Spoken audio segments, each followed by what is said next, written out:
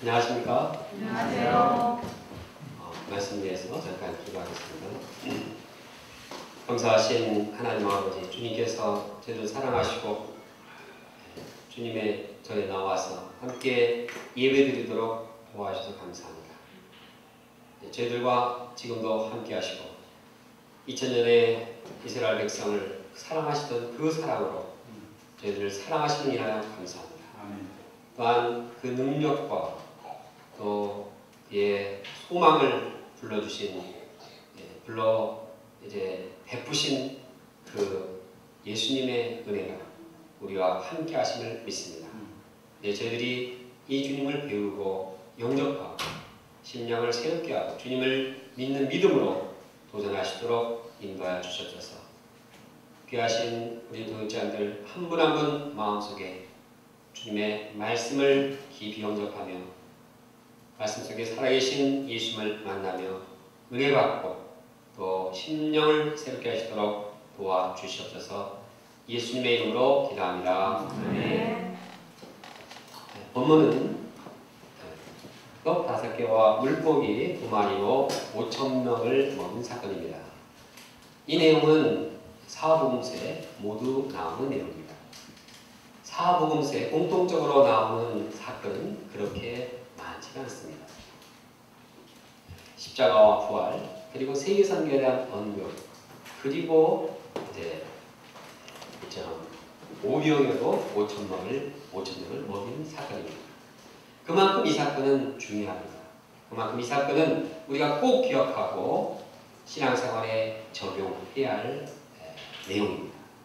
우리가 본문을 통해서 예수님이 어떤 분인가를 배우고 당시에 살아계시고 또한 당시에 능력을 베푸시고 사랑 베푸신 그 예수님을 영접하고 우리가 심령을 새롭게 하며 지금도 이러한 은혜의 역사가 우리가 함께하도록 간절히 기도합니다. 갈릴리 분봉왕 헤롯은 세례 요한을 죽였습니다. 세례 요한을 죽여놓고서 그는 죄책감으로 시달렸습니다. 특히 예수님께서 활동을 하시자 세례 요한 헤롯왕은 그가 세례 요한이 다시 살아난지 않은가 하고 두려움에 빠졌습니다. 세례 요한 헤롯은 예수님께 관심을 가졌고 예수님을 보고자 했습니다. 그러나 예수님은 그를 만나지 않았습니다. 그리고 예수님은 따로 배를 타고 빈들로 향해서 갔습니다. 그런데 이 소식을 백성들이 어떻게 알았는지 너무나도 각 지역에서 발걸음을 재촉하며 걸어서 예수님이 당도할 땅으로 갔습니다. 예수님께서 배에 내렸을 때 벌써 무리들은 플랜카드를 치고 웰컴, 환영합니다, 어서 오세요, 아유 기다렸습니다 하고 예수님을 맞이했습니다. 예수님은 빈들에서 제자들과 함께 조용히 또 대화하고 또 예수님은 하나님과 인격적인 기도의 시간을 갖고자 했습니다. 그런데 무리들이 몰려들었을 때 그들을 어떻게 생각했습니까? 예수님은 그들을 귀찮아하지 않았습니다. 그들을 사랑으로 맞이해 주었습니다. 그리고 그들을 사랑하셔서 그들 가운데 병자를 고쳐주셨습니다. 말씀도 주셨습니다.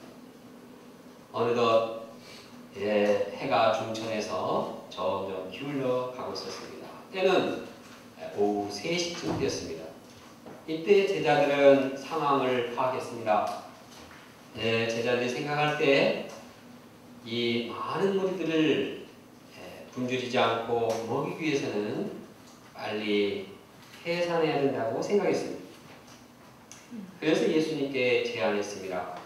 이곳은 빈들이요 때도 이미 저물었으니 무리를 보내어 마을에 들어가 먹을 것을 사 먹게 하소서. 제자는 사람이 빨리 가는 것이 상책이라고 생각했습니다. 그러나 예수님께서는 이 제안을 무시했습니다. 예수님은 제자들에게 말씀하셨습니다. 갈 것 없다. 너희가 먹을 것을 주어라. 제자들은 이 말을 듣고 당황했습니다. 먹을 것도 없는데 너희가 주라고 하니 참 속수무책이었습니다. 그러나 제자들은 예수님의 말씀에 순종해서 먹을 것을 모아서 예수님께 갖다 드렸습니다. 여기 우리에게 있는 것은 떡 5개와 물고기 2마리 뿐입니다. 예수는 그들이 가져온 작은 것을 무시하지 않으셨습니다. 예수는 그것을 내게 가져오라 말씀하셨습니다. 그리고 무리를 명령하여서 잔디에 앉히셨습니다.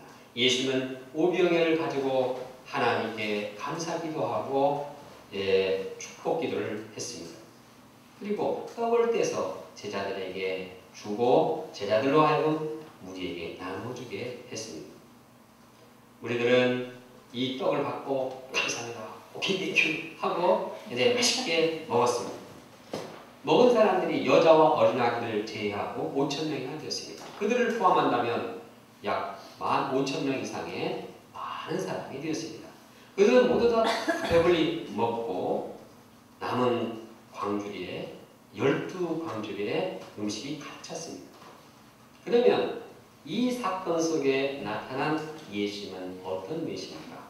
첫째로 예수님은 사람들을 불쌍히 여기셨습니다. 예수님은 사람들을 어떻게 하셨다고요? 불쌍히 불쌍히 여기셨습니다. 당시에는 사람들을 불쌍하게 여기는 지도자가 없었습니다. 당시 종교 지도자들은 서기관들과 바리새인들이었는데 이들은 백성에 대한 관심이 없었습니다. 그들은 물질을 축적하고 세상 권세를 얻고자 했습니다.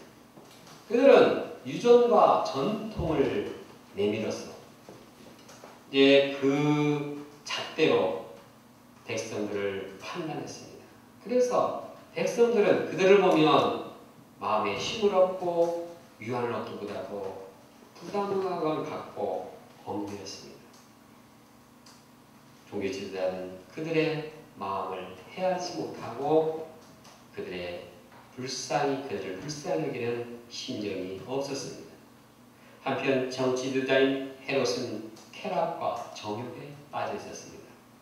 그는 자기 동생의 아내 헤로디아를 이제 취해서 자기 아내로 삼았습니다. 그는 근친상간과 또 간음죄를 범했습니다. 그리고 궁전에는 현란하고 방종한 축제를 열었습니다. 이러한 그는 백성들을 돌아볼 마음이 없었습니다.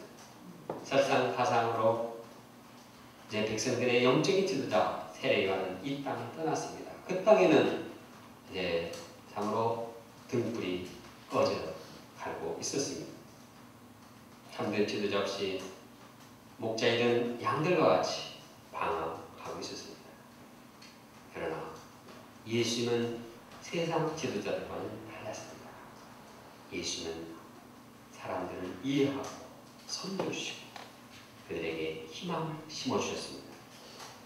사랑의 예수님을 본 백성들은 예수님께로 나오기 시작했습니다. 사랑의 예수님이 나타나시자 먼 지역, 가까운 지역, 동에서 서에서 여러 지역에서 예수님을 만나러 나왔습니다. 예수님은 이들을 불쌍히 여기셨습니다.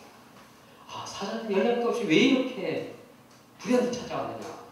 예의가 없다. 그렇게 말씀하시지 않았습니다. 내가 하나님과의 귀중한 교제 시간을 가지려고 했는데 왜 이 시간을 깨냐 하고 신경질적으로 대하지도 않았습니다.